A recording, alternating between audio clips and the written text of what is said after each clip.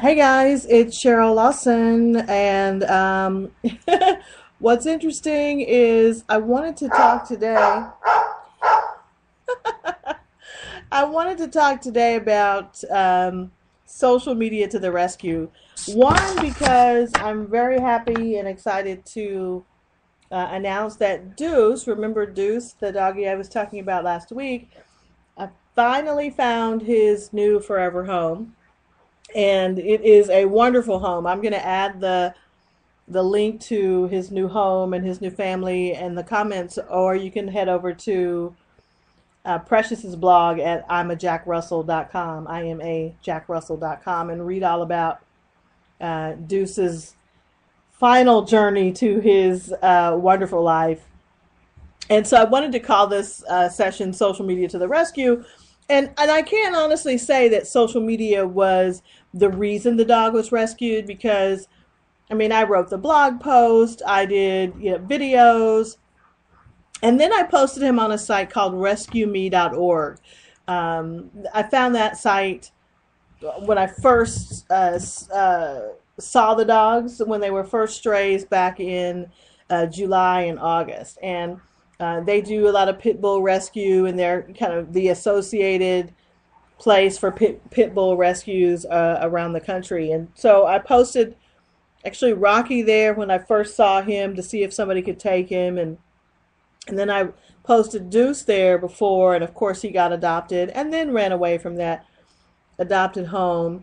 But for those of you who weren't listening the last time, or didn't hear the last podcast, Deuce was adopted and then showed back up just one day a couple weeks ago. And I had heard from his adopted dad that he would get out of the yard, and from time to time, and they'd have to put him back in the yard, and he never did that here. I think one time all of the dogs got out. It was a digging expedition, and not instigated by him, but he was one of the followers. And but he was not a dog that wanted to leave. If anything, he was the kind of dog that wanted to be with you at all times, 24 hours a day. So for him to get out, there was something going on, or they dumped him, or they let him out, kind of thing. So, and then he shows up back here, which I thought was wonderful, because he knew this at least was a place where he could be loved on and get some food. The only problem, as I said last time, was that the other male, Rocky, is pretty aggressive towards Deuce, and he's not aggressive towards the female. He's not aggressive towards the Jack Russell, but he and Deuce do not get along. And so, for the time that he was here, we were feeding Deuce to get his weight back up, because he's pretty skinny. I'm not sure how long he'd been gone from his last place. And so I relisted him on the rescueme.org. I did one of these podcasts about it. I wrote a blog about it on the website that I keep for my dog's adventures. And somebody called, or actually sent me an email through the rescueme.org website, asking if Deuce was still available, and of course he was. And this was just 6 days after I'd posted him or reposted him on the site. So I was really pleased at the quickness of that post. But I'm sorry. Sorry, I got distracted. The dogs were doing something. But anyway, so she sent me an email, asked me if he was still available. And it was then that the social media piece kind of came into be. So what she could see was a photo. And I think I had a video attached to it, but I don't know that everybody knows that you can click on the YouTube link and see the dog in action.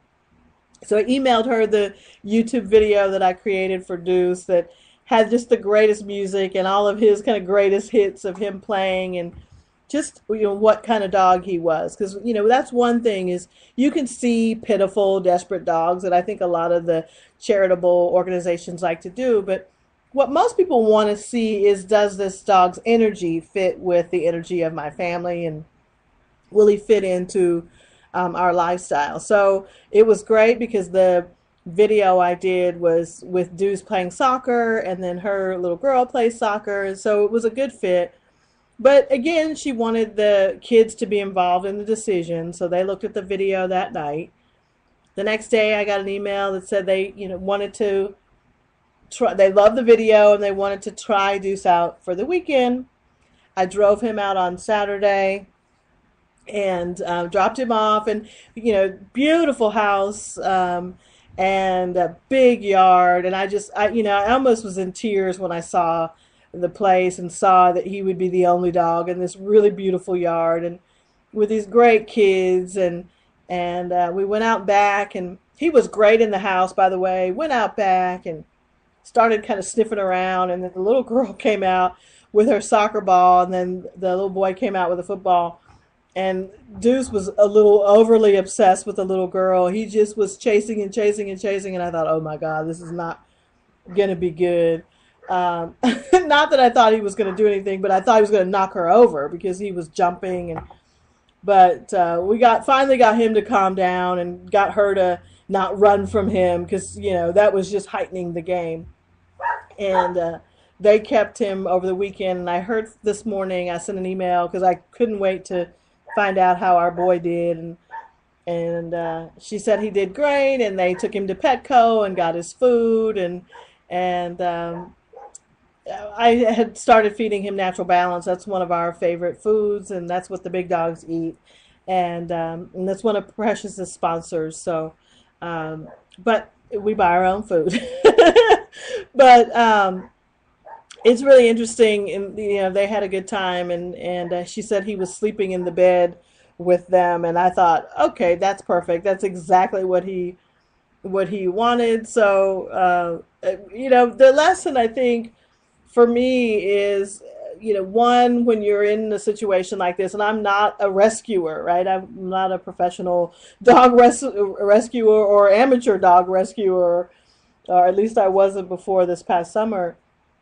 And, I think the first person who said they wanted him, I just had an inkling that something wasn't right and that it might not be a good fit for Deuce. But because the guy wanted him and he liked him, I just kind of let it go. And so Deuce was the one who had to take the initiative to say, hey, this ain't right. I'm going to hold out for bigger and better.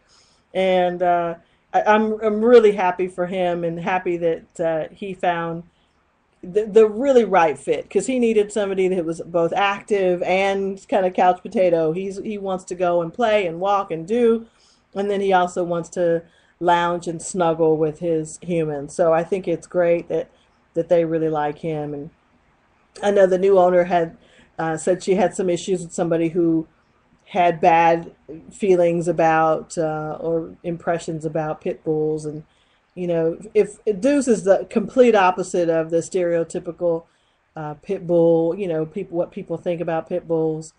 And I would say Rocky's probably the closest thing to that. And really his aggression comes from fear. I mean, I don't know what these dogs went through before they got to our street, and they were so squeamish and scary. So I'm sure he'll be able to get out of that and become a happier dog, and Nala's just the best dog ever. So anyway, I wanted to share that social media rescue story. While I don't think it was completely a social media rescue, because rescueme.org was a big part of that, I think having those extra things, the video of his montage so that they could see his personality, the different photos, and just the story of those dogs. I think it resonated with the family, and it meant something to them. And so from that, you can gain that in social media, you really want to tell stories, and you want to touch on things that people will have some sort of emotional attachment to. Now, emotion doesn't have to be teary or crying or sadness or feeling sorry for something. It could just be something that makes them smile or happy. As we saw yesterday during the Super Bowl, I cannot stress enough how much fun watching big events on television has become since we have social media. If you were not on Twitter watching the Super Bowl, I, go back and use the Super Bowl hashtag and follow some of the activity and tweets and posts and comments about the commercials and the Beyonce halftime show. It was just an amazing thing, and it was one of the best parties you could ever go to. And I feel sorry for people who invited a bunch of people over and spent a lot of money and then had people over at their homes or at their venue all looking at their phones and tablets to connect with people online. So if you did that, I don't think that's the right thing to do, but I do know that that was a fun way to follow, especially during the blackout. A lot of brands were really rocking out Twitter and social media during the Super Bowl. There was not one TV commercial, I don't think, that didn't have some sort of social media tie-in, whether it was Instagram. People were asking to, hey, post this on Instagram and tag it with this. Where Budweiser was asking people to name the colt that was born during the Clydesdale commercial. Coca-Cola, who kind of Twitter jacked Pepsi's sponsorship of the Super Bowl with their program where you could watch a video and there was a race going on, and it was really a fun way to get involved in their brand, and they actually responded to people thanking them for voting. And it was what was it? Coke Chase was the hashtag. So if you want to go and look for some of that stuff, it was Coke Chase, COKE Chase. And then at the end of that, actually Coca-Cola's website crashed because I guess they didn't expect or anticipate as much traction and as much attention as they did. But I think they got it up and running. I had the problem and got it back up and running, so it was kind of neat.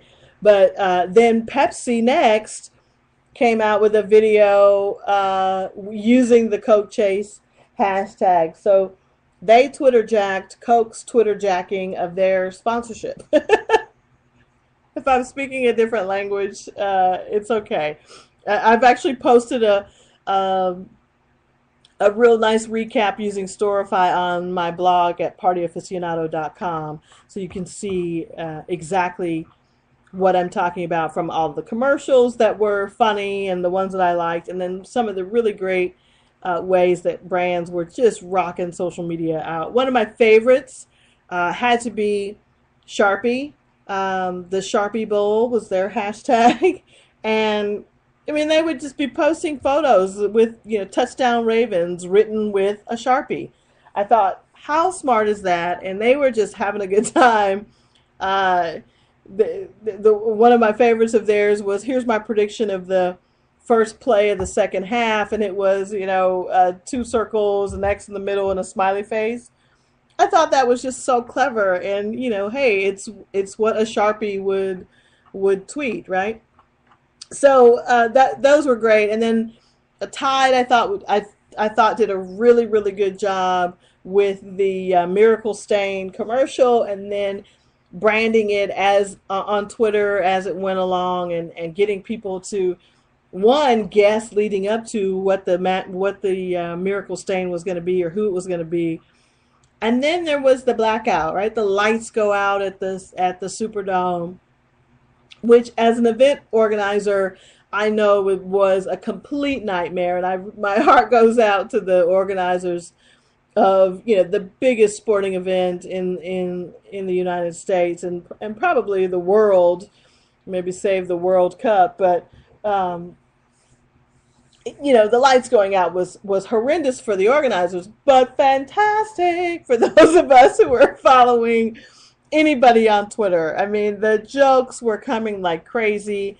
And then, of course, I think, both Tide and Oreo get the gold star for responding to what was happening in real time. So Tide tweeted a picture blacked out. And it says, "We can't get your blackout, but we can get your stain out," right? I thought that was just really clever.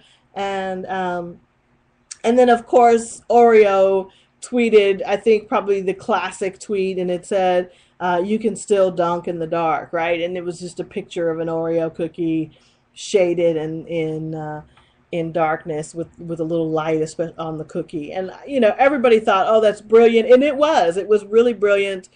It wasn't rocket science. That means that the people, the ad agency, was actually up watching the game with the Oreo team, where somebody could give the okay and they could do the creative and give the okay to send the tweet out. So, and then today it was just all over. Everybody blogged about how brilliant Oreo was and how they won the Super Bowl, right? And how they actually rescued, the Superdome by moving the attention away from this horrible event, that the lights were out on the biggest game in the United States, by making people go over to Twitter and just be in awe of what they were doing. So, on the one hand, I think it was brilliant. On the other hand, I think, why did they spend the $4 million or how many ever $40 million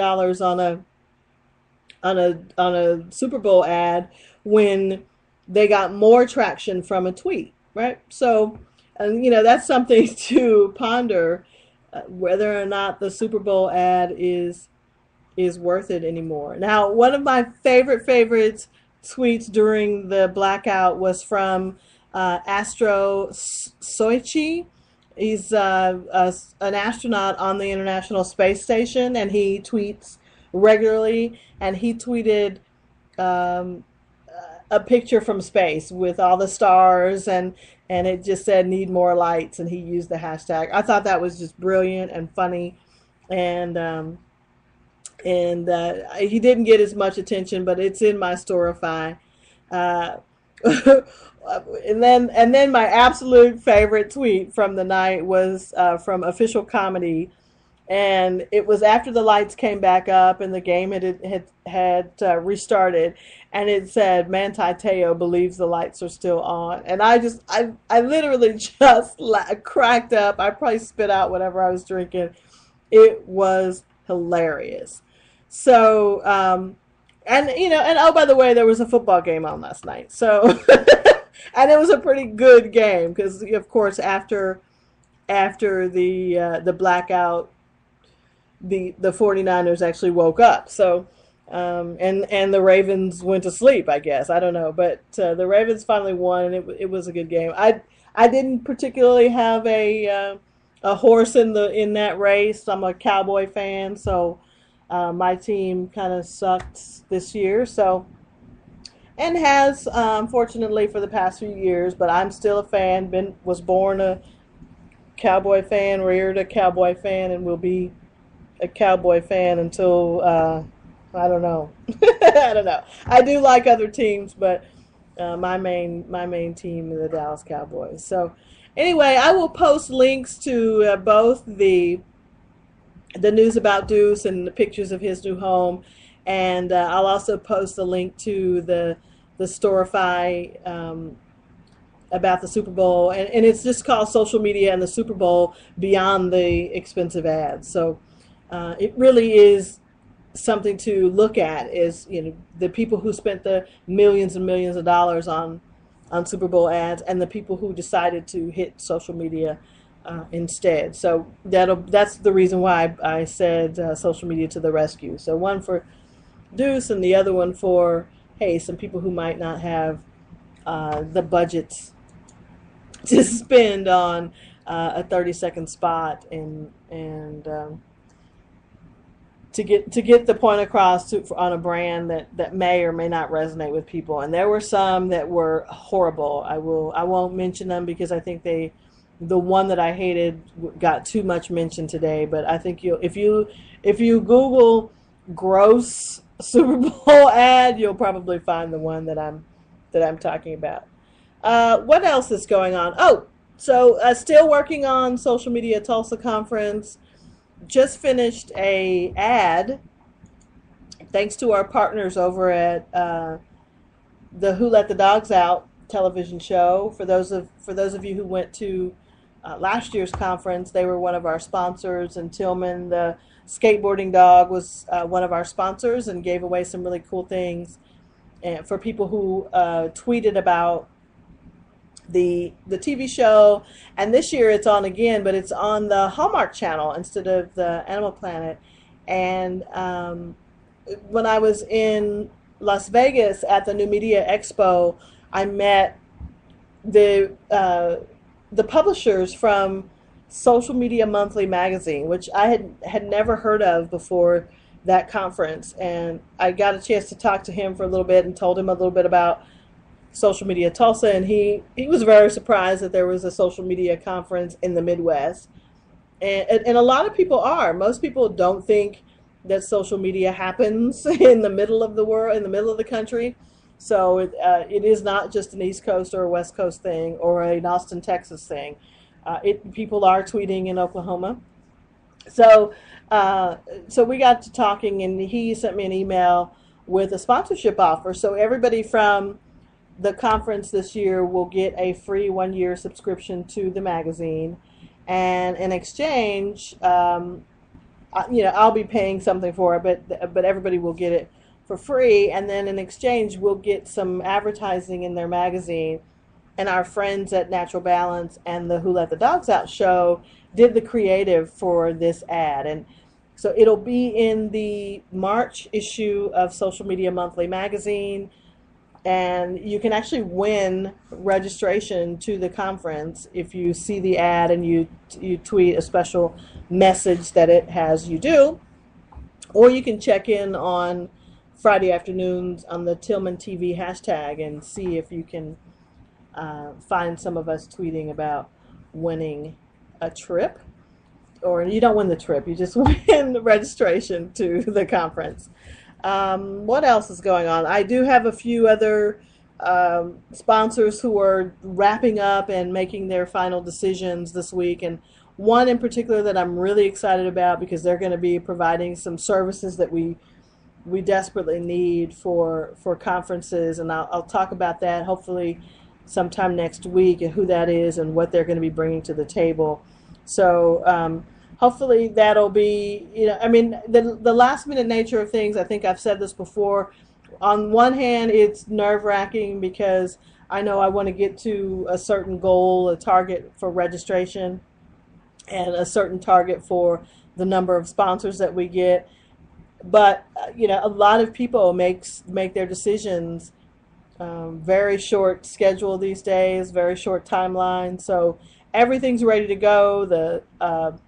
The venue contracts are signed. They have their deposit. We know what speakers we have. We might have a few more to add, depending on how many people we end up with. But as the sponsors start to confirm, I think we'll start to get even more and more people registered when they start to see how much support we're getting from local companies and businesses, as well as local speakers and presenters, and from people who are not local. I mean, there's people coming to our conference from all over the country and out of the country too.